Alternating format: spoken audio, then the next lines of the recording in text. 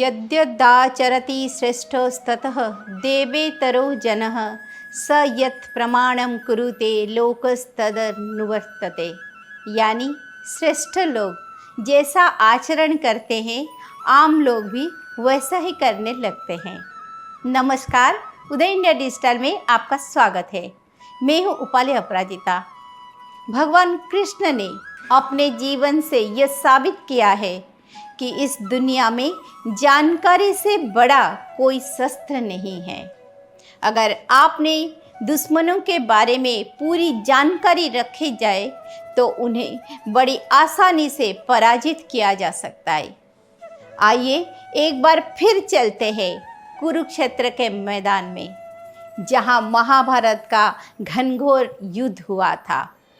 18 दिन के इस युद्ध में बड़े बड़े योद्धा धराशायी हुए थे, लेकिन शुरुआती 10 दिन तक कौरवों के सेनापति भीष्म पितामह रहे, जिन्होंने बुढ़ापा में भी पांडव सेना को नाको चने चबा दिए। सेनापति रहते हुए उन्होंने पांडव सेना का जितना नुकसान किया उतना किसी ने नहीं किया।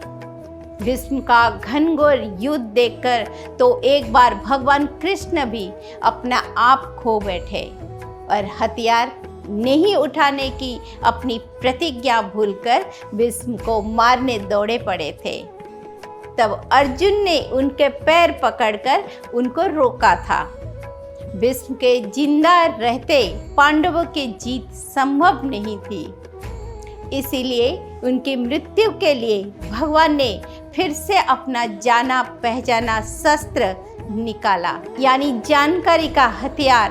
दरअसल पूरी दुनिया यह जानती थी कि भीष्म पितामह कभी किसी स्त्री पर हथियार नहीं उठाते हैं। भगवान जानते थे कि उनके इसी जानकारी का लाभ उठाकर उनको मारा जा सकता है, लेकिन युद्ध भूमि में कोई स्त्री आखिर कैसे आ सकती थी।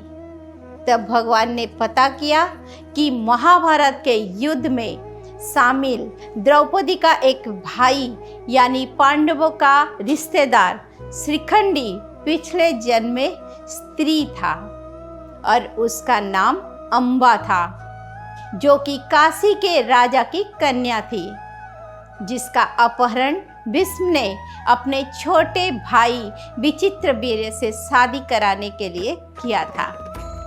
लेकिन जब भीष्म को पता चला कि अम्बा को राजा शल्य से प्रेम था तो उन्होंने अम्बा को मुक्त कर दिया, लेकिन राजा शल्य ने अम्बा को अपनाने से इनकार कर दिया।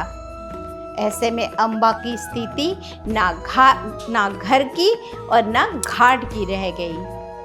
उसने अपने इस हालात के लिए भीष्म को जिम्मेदार माना और उनको मृत्यु देने की प्रतिज्ञा करके आत्महत्या कर ली।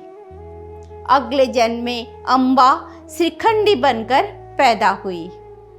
भगवान श्री कृष्ण अम्बा के इस प्रतिज्ञा और श्रीखंडी के रूप में उसके पुनर्जन्म के बारे में जानते थे, इसीलिए उन्होंने इस जानकारी को शस्त्र के रूप में प्रयोग करने का निश्चय किया।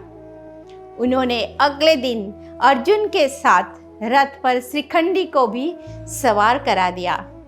रथ को ले जाकर भीष्म के सामने खड़ा कर दिया। भीष्म ने श्रीखंडी को देखते ही मुंह घुमा लिया और इस बीच मौका का फायदा उठाकर अर्जुन ने श्रीखंडी के पीछे से तीर चलाकर भीष्म को बीत दिया। उन्होंने रोम रोम में बाण धंस के, जिससे उनका शरीर जमीन पर स्पर्श नहीं कर पाया और वो तीरों की सैया पर लेटे रह गए। लेकिन इच्छा मृत्यु का वरदान हासिल होने के वजह से भीष्म की मृत्यु नहीं हुई और महाभारत के बाद उन्होंने अपने शरीर का त्याग किया।